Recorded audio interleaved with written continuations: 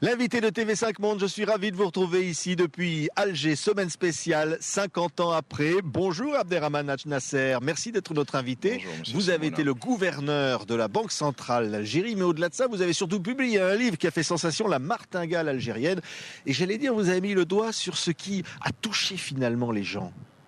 Écoutez, j'ai eu de la chance d'arriver à un moment où les gens attendaient ce type de propos. En réalité, la meilleure chose que j'ai entendue, c'est que des gens me disent « ce n'est pas toi qui as écrit le livre, c'est moi ». Ça signifie qu'il y a une génération qui arrive aujourd'hui à la retraite et qui estime qu'elle aurait pu mieux faire et qui a envie que la génération suivante tienne compte de son expérience et des erreurs qu'elle a commises pour ne pas commettre les mêmes erreurs. Ouais. Parce que manifestement, on assiste à un passage de témoins, non seulement générationnel, mais aussi de système à l'échelle du monde, à l'échelle de la région, etc. Donc nous sommes très inquiets. On sait qu'on a fait faux, mais on ne sait pas comment le dire à ceux qui nous suivent. Et pourquoi la martingale algérienne ? Alors la martingale, vous savez, les couturières savent ce que c'est qu'une martingale. C'est comment corseter un vêtement. Mais c'est aussi une bride qu'on met sur les animaux. Et donc l'Algérie est un corps corseté et bridé. Mais par ailleurs, la martingale, c'est cette fameuse, trouvaille que croient avoir certains joueurs fous dans les casinos, qui leur permet de gagner à tous les coups, mais qui, in fine, finit toujours par la perte globale, non seulement de la maison, mais quelquefois y compris de leur famille.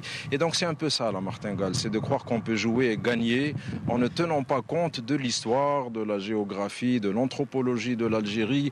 Parce que vous savez, nous avons aujourd'hui des gens qui croient que l'Algérie n'a que 50 ans d'âge. Moi, je fais appel à mes ancêtres d'il y a 2,5 millions d'années. Il y a 2,5 millions d'années, nos ancêtres étaient très en avance par rapport à la Mésopotamie ou par rapport au nord de l'Europe.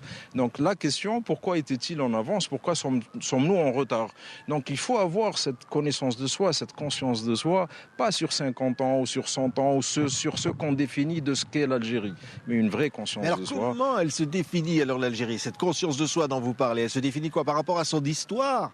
Vous savez, la géographie nous conduit à tenir compte, non pas de l'Algérie, mais du Maghreb, de cet ensemble qui va de l'Atlantique à l'Égypte, disons en île, mais aussi de nos voisins de la mer du Sud, donc le désert avec qui nous avons toujours commercé et puis échangé.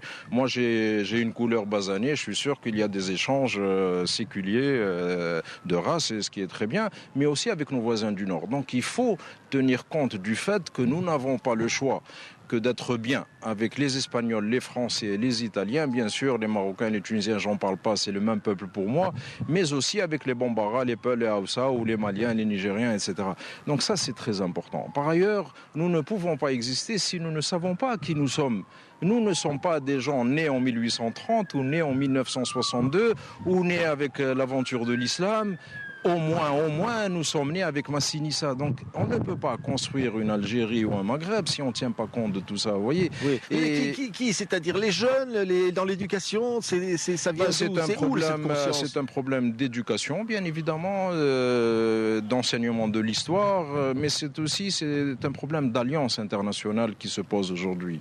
Si vous voulez, l'accord post-indépendance entre l'Algérie naissante, entre guillemets, vous m'avez compris, et la France n'était pas un accord positif. C'était un accord, aux plus petits acquis. Et on voit le résultat aujourd'hui. Ce n'est pas profitable pour l'Algérie, c'est certainement pas profitable pour la France, parce que ce qui est frappant quand on va en France, c'est que quand même, un cinquième, un sixième de la population française est d'origine algérienne. Quand je dis algérien, pour moi, c'est évidemment chrétien, musulman, juif, bien évidemment, etc. Or, cette partie de la population n'est pas heureuse. Il faut se poser cette question. Pourquoi est-ce qu'on ne les voit pas aujourd'hui dans la direction du pays qui s'appelle la France ? Ça veut dire que la France est toujours malade, alors que les Marocains et les Tunisiens, on les voit. Vous pouvez citer M. de Villepin ou M. Strauss-Kahn, enfin peu importe ce que disent les journaux, mais on peut citer aussi le maire de Paris ou Philippe Séguin. Citez-moi un Algérien en dehors de Jacques Attali, mais c'était dans une période antérieure. Jacques Attali est apparu à l'époque où l'Algérie existait un peu.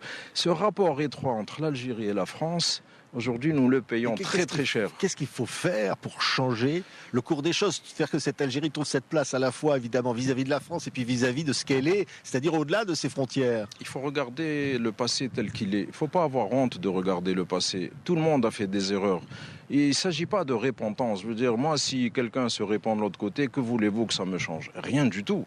Si on reconstruisait ensemble ce qui a été détruit, par exemple la Casbah, qui n'est pas qu'un domaine architectural, qui fait partie de mon âme, à ce moment-là, c'est beaucoup mieux que la repentance. On reconstruit ce qui a été détruit dans des logiques qui peuvent se comprendre au 19e siècle, mais qui ne se comprennent pas aujourd'hui.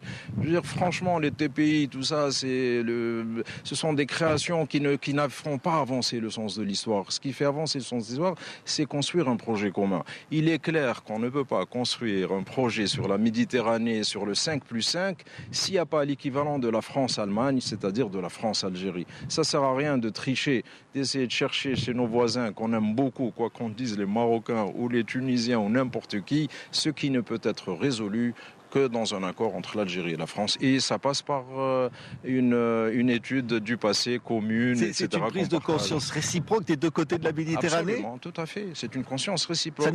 Oui. Nous avons été irrigués les uns par les autres. Comprenez. Et il y a une population d'origine algérienne en France qui est importante. Je ne la vois pas disparaître. Quel que soit le populisme ou le fascisme qui passera peut-être un jour par là, vous savez, on ne disparaîtra pas aussi facilement. Donc, et cette irrigation est quelque chose de génétique. Je veux dire, nous avons été français avec notre consentement, sans notre consentement, on s'est battu contre ça. Ça a mis 132 ans. Et croyez-moi, les 50 dernières années, ce n'est pas une lutte contre la France. En fait, nous avons été de plus en plus français, même si on s'est arabisé, même si on a essayé de tourner le dos. Et la France a tout fait pour nier ce rapport étroit à l'Algérie. Ben finalement, il est là. Donc, il faut reconnaître ce qui existe. Sinon, on n'avancera pas. Rappelons-nous que la France a été puissante en Méditerranée, dans le monde arabe. La fameuse politique arabe était importante parce que l'Algérie était puissante, parce qu'elle servait de relais important, même si on se faisait la guerre officiellement. Depuis que l'Algérie n'est plus en relais, ben, il n'y a plus de politique arabe. Donc, il faut tenir compte de tous ces éléments pour reconstruire ensemble, quitte à demain se séparer, mais on ne peut pas se séparer avant de reconstruire. Reconstruire quoi exactement? L'avenir ne peut être que commun. Entre voisins, nous sommes obligés de partager ce qui existe entre nous. Nous avons, je ne vais pas dire des insanités, nous avons un sous-sol malheureusement trop riche, nous avons une population jeune, il y a de la technologie de l'autre côté, il y a une population vieillissante. Moi, ça ne me dérange pas que mes jeunes... Qui doit faire le premier pas des deux? Mais c'est secondaire, vous savez, c'est ça la conscience de soi, c'est d'arriver tout d'un coup à se rendre compte que nous avons un futur commun. Après, c'est secondaire tout ça. Moi, je suis prêt à faire tous les premiers pas que vous voulez, hein. Ça me dérange pas. L'important, c'est qu'on fasse. J'ai quelqu'un qui comprenne stratégiquement qu'il a besoin de moi. Or, aujourd'hui, ce qu'on constate, c'est que dans la réflexion stratégique ici en Algérie, il y a la vision que la France est incontournable, mais point barre, c'est pas nécessairement positif. Et en France, il y a cette vision que l'Algérie, c'est un peu le stock mort qu'on laisse de côté, puis qu'on ira ouvrir quand on aura besoin pour le sous-sol ou éventuellement pour la population. Ce n'est pas jouable. Oui. Ce sont des considérants négatifs. Pas positifs. Merci Abderrahmane Nasser. Semaine spéciale, l'invité de TV5 Monde ici en Algérie, ça continue. On se retrouve demain.